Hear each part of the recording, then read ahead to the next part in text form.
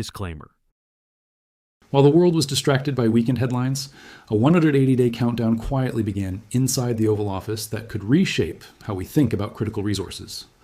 On January 14th, President Trump signed a Section 232 proclamation that does something unprecedented. It puts silver and copper under the same national security framework previously reserved for steel and aluminum during trade wars. Within 24 hours, senators introduced legislation for a $2.5 billion government buying agency. And 48 hours before both announcements, the U.S. Mint did something they've rarely done. They suspended silver sales, admitting in writing they can't keep up with price movements. 3 things, 72 hours, and a convergence that's never happened before. Let me break down what just happened, because the implications are staggering. Tuesday, January 14th, 2026.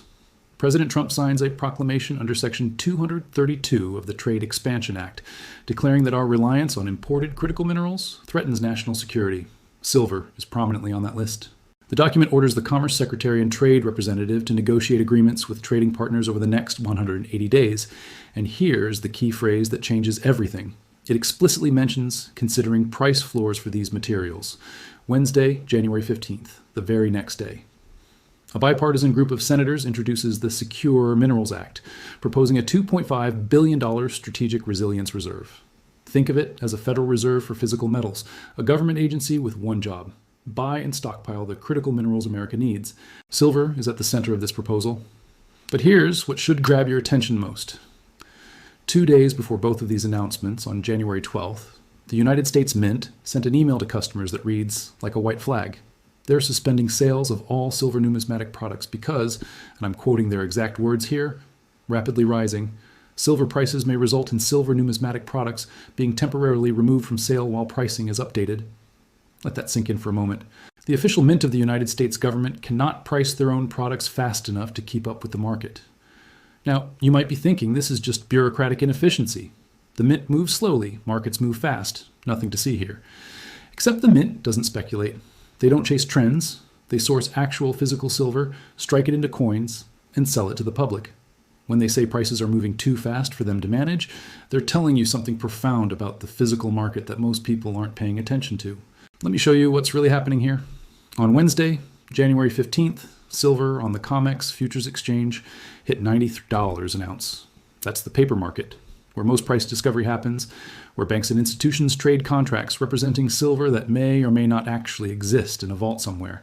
The Mint was selling 1-ounce silver eagles for $91 before the suspension. You see the problem. The wholesale price of silver futures was higher than the retail price the government was charging for actual physical coins in your hand. This isn't supposed to happen, ever.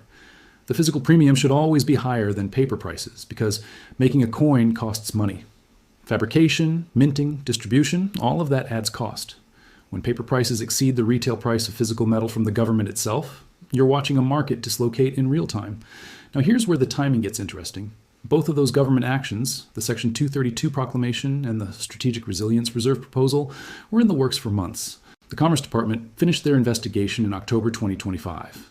The senators have been crafting this legislation for over a year. These things don't happen overnight. But they all became public within 72 hours, right as the physical silver market is showing stress fractures, right as the Mint is waving a white flag, right as premiums at major dealers are pushing them 10 to 15s over spot for ordinary silver eagles. You might call that coincidence. I call it convergence. Let's talk about what Section 232 actually does, because this matters. It's the same authority Trump used in his first term for steel and aluminum tariffs. The law says if the Commerce Secretary determines that imports of something threaten national security, the president can adjust imports to eliminate that threat. Tariffs are one option. Trade negotiations are another.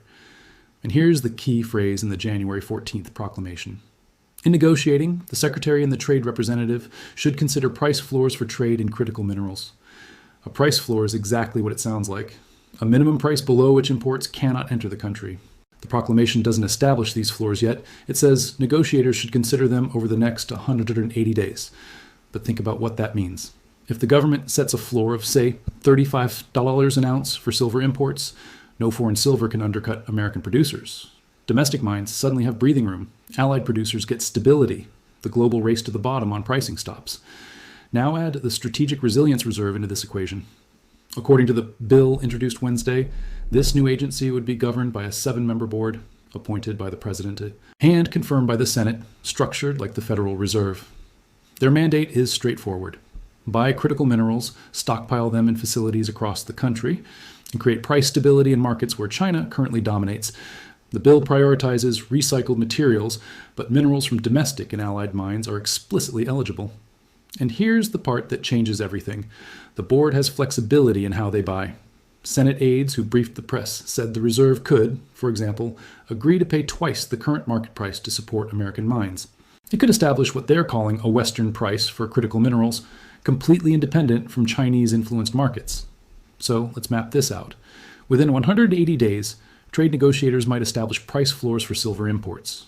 At some point after the bill passes, a well-funded government agency might start buying physical silver at above-market prices to fill a strategic reserve. And all of this is happening while the Mint is publicly stating they can't keep up with price movements in the physical market. You're watching the federal government transition from regulator to participant, from referee to player, from the entity that sets the rules to an entity that will be competing for the same physical ounces that investors, industries, and institutions are chasing. There's a reason this convergence is happening now. Silver isn't just a precious metal. It's embedded in solar panels, electric vehicles, 5G infrastructure, military weapon systems, and advanced electronics. The Department of Defense uses it. The tech industry can't function without it. And China controls a massive percentage of global refining capacity. When the Section 232 report talks about national security threats, they're not being dramatic. They're describing a reality where America mines silver but has to ship it to China for processing, then buy it back as refined material. We're the second largest producer of rare earth elements in the world, but we lack the processing infrastructure to use our own resources. That's not independence. That's dependency with extra steps. The proclamation lays it out plainly. Mining a mineral domestically does not safeguard the national security of the United States if the United States remains dependent on a foreign country for the processing of that mineral. Now you understand why the timing matters. These aren't isolated events. They're pieces of a larger strategy becoming visible all at once. The government is acknowledging in official documents that our current system doesn't work, that price volatility is a national security risk, that we need domestic capacity, stable supply chains, and strategic reserves. And while all of this is unfolding in Washington, the physical silver market is sending signals that anyone paying attention can see. Dealer premiums are expanding, mint sales are suspended, delivery times are stretching. This is what supply stress looks like before it becomes a shortage. Here's what we know for certain. The government just declared critical minerals a national security priority. Bipartisan legislation proposes spending billions to stockpile them. The Mint can't keep pace with pricing. And we're in a 180-day window where policy is being written that could reshape how these markets function. What we don't know is what happens next, but we know enough to ask better questions. What happens when a government agency with $2.5 billion enters a market as a buyer? What happens if price floors get negotiated and implemented? What happens when the entity responsible for market regulation starts competing for the same physical assets as private investors? These aren't rhetorical questions. They're the questions that define what comes next. The convergence isn't the story. It's the opening chapter. What matters now is understanding the mechanics of what's actually happening in these markets and why the gap between paper prices and physical reality keeps getting wider. That's what we need to examine next. To understand what's really happening, you need to know how silver actually trades. Because there are two completely different markets operating under the same name, and the gap between them is about to become impossible to ignore. The paper market is where most price discovery happens. It's the COMEX Futures Exchange in New York, where traders buy and sell contracts representing 5,000 ounces of silver each. Here's the critical detail most people miss. These are derivative contracts. You're not buying silver, you're buying a promise of silver. And the overwhelming majority of these contracts never result in physical delivery. Traders close their positions before expiration, settling in cash. It's a financial instrument that references silver, but it's not actually silver. According to data from the Silver Institute, the paper market trades roughly 200 times the volume of actual physical silver that changes hands annually. Think about that ratio. For every physical ounce that actually moves from a vault to someone's possession, there are 200 paper claims being traded on exchanges. The system works as long as everyone agrees to settle in cash and nobody asks for too much physical delivery at once. Now contrast that with the physical market. This is where actual metal changes hands. Refiners producing bars, mints striking coins, industrial users taking delivery from manufacturing, investors buying bullion to hold. This market moves slower, costs more, and has real constraints. You can't print physical silver. You can't create it with leverage. You either have it or you don't. The Mint's suspension on January 12th is a signal from the physical side of the market, and it's telling us something important. They're not speculating about future prices. They're dealing with current reality. They source silver blanks from suppliers, strike them into coins, and price them for sale. That process has timelines, costs, and commitments. When they say prices are moving too fast to manage, they're describing a situation where their suppliers are adjusting prices faster than the mint can update their retail pricing structure. Let me show you what this looks like in practice. On Wednesday, January 15th, the COMEX silver price hit $93 per ounce. Major dealers like APMEX and SD Bullion were selling standard American silver eagles for $103 to $106. That is a premium of 10 to 13 over the spot price, just to get a basic coin in your hand. Before this recent surge, typical premiums on silver eagles ran 3 to 5.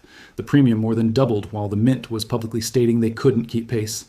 This is the physical market telling you that supply is tighter than the paper price suggests. Premiums expand when dealers have to compete harder for inventory, when wholesalers are paying more, when refineries are running at capacity, when the gap between paper contracts and actual metal widens. Now let's talk about what the government is proposing to do in this environment, because timing matters. The Section 232 proclamation signed on January 14th gives trade negotiators 180 days to work out agreements with foreign partners. That deadline is July 13th, 2026. The proclamation specifically states that if agreements aren't reached or aren't sufficient, the president may implement additional measures, including minimum import prices for specific types of critical minerals. A minimum import price is a floor. It means foreign silver cannot enter the United States below a certain threshold without facing penalties or restrictions. The goal, according to the proclamation, is to protect domestic and allied mining operations from being undercut by foreign producers, particularly those in countries where labor costs, environmental standards, or government subsidies create artificial price advantages. If price floors get implemented, here's what changes. Foreign silver producers can't dump cheap material into the U.S. market to destabilize prices. Domestic miners get breathing room to operate profitably. Allied nations that meet our standards get protected access. And the global pricing dynamic shifts because the world's largest consumer market is no longer accepting rock-bottom prices. But that's only half of the equation. The Strategic Resilience Reserve is the other half, and this is where the government transitions from regulator to market participant. The Secure Minerals Act, introduced January 15th by a bipartisan group including Senators Jean Shaheen and Todd Young, proposes $2.5 billion in initial funding to establish what they're calling a Strategic Resilience Reserve Corporation. The structure mirrors the Federal Reserve, a 7-member board of governors appointed by the president and confirmed by the Senate, with staggered 14-year terms to insulate them from political pressure. The mandate is straightforward. Buy critical minerals, stockpile them, and create market stability. The bill prioritizes recycled materials, but explicitly allows purchases from domestic mines and allied producers. And here's the part that changes the dynamics. The board has enormous flexibility in how they execute purchases. According to Senate aides who briefed reporters on the bill, the reserve could agree to pay above market prices to support strategic suppliers. They used the example of paying double the current market rate for rare earth elements if doing so strengthened American mining capacity. The legislation is designed to create what they're calling a Western price for critical minerals, independent from Chinese-dominated markets. Now think about what this means in practice. You have a well-funded government agency with a mandate to buy and stockpile silver. They don't need to turn a profit. They're not constrained by quarterly earnings. Their success metric is securing strategic supply, not financial return. And they can pay premium prices if it serves the broader goal of building domestic capacity and reducing dependence on foreign suppliers. This agency will be competing with industrial users who need silver for manufacturing, with tech companies who need it for 5G infrastructure and AI data centers, with defense contractors who need it for weapon systems, with investors who want to hold physical metal, all of them chasing the same finite supply of physical silver. And remember, this is happening in a market where the mint just publicly stated they can't keep up with pricing, where dealer premiums are at multi-year highs, where delivery times are stretching, where the physical market is already showing stress. The Section 232 proclamation lays out why this matters for national security. The report found that America is 100% import reliant for 12 critical minerals and more than 50% import reliant for 29 others. Even when we mine silver domestically, we often lack the processing capacity to refine it. We ship raw materials overseas, then buy them back as finished products. The report specifically states, mining a mineral domestically does not safeguard the national security of the United States if the United States remains dependent on a foreign country for the processing of that mineral. Silver isn't just a precious metal, it's the most electrically conductive element we have. It's in solar panels, electric vehicles, smartphones, medical devices, and military equipment. The Department of Defense uses it extensively. According to the Commerce Department's investigation, copper and silver are essential components in fighter aircraft, munitions, communication networks, and surveillance systems. These aren't luxury items, they're infrastructure. China controls a dominant position in critical mineral processing globally. They've demonstrated willingness to use export controls as a geopolitical tool. In late 2025, China imposed restrictions on exports of tungsten, antimony, and certain forms of silver for 2026-2027, treating these materials as strategic assets. When a country that controls large portions of global supply chains starts restricting exports, nations that depend on those materials pay attention. That's the backdrop for everything happening right now. The government is acknowledging, in official documents, that the current system creates vulnerability, that price volatility in critical minerals is a national security concern, that relying on foreign processing capacity for domestically mined resources is untenable. The 180-day window that started January 14th isn't arbitrary. It's the timeline for negotiating agreements on price floors, trade terms, and supply security.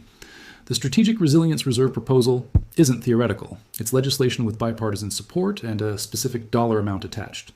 Meanwhile, the physical market is already tight. The mint suspension isn't a bureaucratic inconvenience. It's a symptom of the underlying supply stress that these policy moves are designed to address. When the official government mint says they can't keep up with price movements, they're describing a market where physical demand is overwhelming the normal mechanisms of supply. You're watching policy, market dynamics, and physical reality converge. The government needs strategic supplies. Industry needs consistent access. Investors want to hold physical assets. All of them are competing in a market where the gap between paper prices and physical availability keeps widening. What happens next depends on how these pieces move. If trade negotiations produce agreements, we might see price floors implemented this summer. If the Secure Minerals Act passes, a government buying agency with billions in funding could enter the market. If physical supply stress continues, premiums could expand further. But here's what we know right now. The rules are being rewritten. The government is transitioning from observer to participant. And the market is sending signals that anyone paying attention can read. The question isn't whether things are changing. The question is what those changes mean for everyone who depends on these markets, from manufacturers to investors to anyone who understands that when governments start competing for physical assets, the dynamics shift in ways that are hard to predict but important to understand. Let's talk about what happens when governments become buyers in markets they used to just regulate. History gives us some clues, though the context is always different. When the U.S. created the Strategic Petroleum Reserve in 1975, it fundamentally changed oil market dynamics. The government became the buyer of last resort and the supplier of emergency capacity. Knowing that 714 million barrels sit in underground salt caverns affects how traders, producers, and nations think about supply security.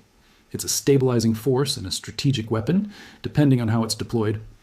The Federal Reserve's relationship with bond markets offers another example. When the Fed announces quantitative easing, signaling they'll be buying Treasury bonds, yields respond immediately. Not because of what happened, but because of what everyone knows is coming. A committed buyer with deep pockets changes the calculation for every other participant. Now we're watching something similar potentially unfold with physical commodities that have industrial, technological, and defense applications. The Strategic Resilience Reserve, if enacted, won't just buy silver when prices are low and sell when they're high. Its mandate is to secure supply for strategic purposes, which means it might buy precisely when prices are rising, if that's when domestic producers need support or when geopolitical tensions make supply security paramount. Think about that dynamic. A government agency that buys to secure supply, not to generate returns. That's a different kind of market participant than we're used to seeing in commodity markets. But here's where it gets more complex. The 180-day negotiation window that started January 14th isn't happening in a vacuum. Other nations are watching.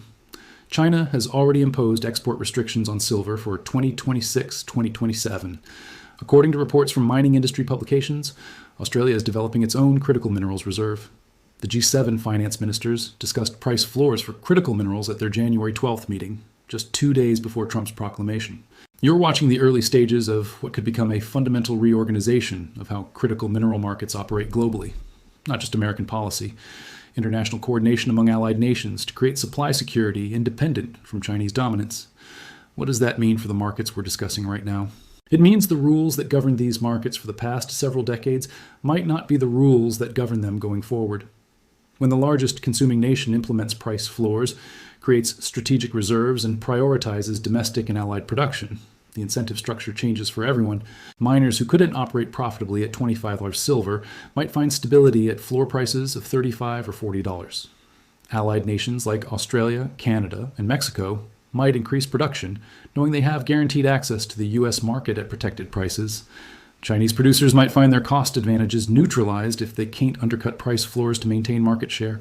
And here's the part that should make everyone think carefully. Physical supply does not respond instantly to price signals. Opening a mine takes years. Building processing facilities takes years. Training workers, securing permits, establishing supply chains, all of this operates on timelines measured in years, not months. So if demand increases right now, whether from government stockpiling, industrial expansion, or investment flows, the supply response is delayed. That gap between demand surge and supply response is where markets get volatile, where premiums expand, where the physical market separates from the paper market. The mint suspension we discussed in part 1 is a real-time example of this dynamic playing out. They're dealing with current supply constraints, while policy changes that could affect future supply are being announced. They're trying to price products in a market where the fundamental rules might be changing. Let me ask you a question. What happens to paper-silver markets when a significant percentage of physical supply gets diverted to strategic reserves? The contracts still trade, the futures market still operates. But if a growing portion of actual deliverable silver is being bought and held by governments rather than flowing through normal commercial channels, what does that do to the relationship between paper claims and physical availability? We've seen glimpses of this before. In March 2020, during the early pandemic panic, gold futures in New York traded at significant premiums to London spot prices because physical transport was disrupted. The paper market and physical market temporarily disconnected. Arbitrage that normally keeps them aligned broke down because you couldn't easily move metal between locations. That was a temporary logistics problem. What we're potentially facing now is a structural shift where governments are systematically removing physical supply from commercial markets for strategic purposes. I'm not predicting what happens. I'm asking you to think about the mechanics. If the Strategic Resilience Reserve gets funded and starts buying, if price floors get implemented this summer, if other allied nations launch similar programs, if China continues restricting exports, what does the supply-demand balance look like in that environment? The paper market can create infinite claims. The physical market cannot create infinite supply. When those two realities collide, something has to give. Here's what makes this moment different from typical commodity cycles. The policy changes are not responding to a shortage. They're anticipating one. The government is openly stating in Section 232 documents that our current supply chain creates national security vulnerability, and they're moving to address it before a crisis forces their hand. That's actually rational policy. Build strategic reserves when you can, not when you're already in an emergency. Secure supply chains before they're disrupted, not after. Create domestic capacity while you have time to do it properly. But from a market dynamics perspective, it means the government is entering as a buyer. Before most people recognize there's a problem, they're not waiting for market forces to resolve supply issues. They're using policy to reshape the market itself. And that brings us back to right now, this weekend. The 72-hour period where U.S. markets are closed for Martin Luther King Jr. Day. The physical market is open. Dealers are selling. Premiums are reflecting supply stress. International exchanges are trading. But the paper market in New York, where most price discovery happens, is quiet. When Tuesday's opening bell rings, the market will be pricing in everything that's happened. The Section 232 proclamation, the Strategic Resilience Reserve proposal, the mint suspension, the weekend's physical market activity, the reality that policy is moving faster than most market participants anticipated. I don't know what the price does Tuesday morning. Nobody does. But I know the context has changed. The information environment has changed. The policy framework is actively changing. What I do know is this. When governments announce they're transitioning from regulators to competitors for physical assets, when they're implementing frameworks that could establish price floors and create strategic buying agencies, when the physical market is already showing stress before any of these policies fully activate, that's a moment worth paying attention to. Not because I'm telling you what to do, but because these are the kinds of structural shifts that separate people who saw change coming from people who only recognized it in hindsight. The convergence we talked about in part 1 isn't a coincidence. The mechanics we explored in part 2 aren't theoretical. And the questions we're asking now in part 3 are the questions that define how you navigate what comes next. You have information most people don't have yet. You understand the policy timeline, the market mechanics, and the supply dynamics. You see the gap between paper prices and physical premiums. You recognize that the government is moving to secure strategic supply before the broader market fully prices in the implications. What you do with that information is your decision. But you can't make informed decisions without understanding what's actually happening behind the headlines. This isn't about fear. It's about awareness. It's about recognizing when the rules are changing and understanding why. It's about seeing patterns that others miss because you took the time to understand the mechanics rather than just reacting to price movements. The 180-day countdown that started January 14th is real. The policy proposals are real. The mint suspension is real. The physical market stress is real. These aren't conspiracy theories or speculation.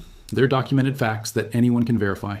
What happens over the next 6 months will tell us whether these policy changes get implemented, whether the Strategic Resilience Reserve becomes reality, whether price floors get negotiated, whether the physical market continues showing stress or stabilizes. But you're not watching from the sidelines anymore. You understand what's happening and why it matters.